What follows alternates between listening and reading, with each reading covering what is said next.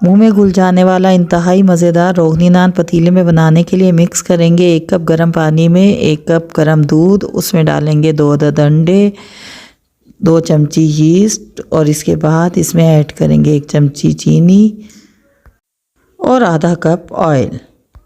अब इसको अच्छी तरह मिक्स करेंगे और तकरीबन आधे घंटे के लिए इसको एयर टाइट डब्बे में एक तरफ रख देंगे। 1 किलो मैदे में 1 चम्मच मिलाकर इस मिक्सचर से गूंदेंगे। 2 से 3 घंटे रेस्ट देने के बाद पतीली के सीधे हिस्से को चूल्हे पर गरम करेंगे। रोटी बेल लेंगे मोटी सी, उसके ऊपर किसी भी चीज़ की मदद से निशान बना लेंगे। अगर कुछ अवेलेबल ना हो तो कांटे से निशान बना लेंगे।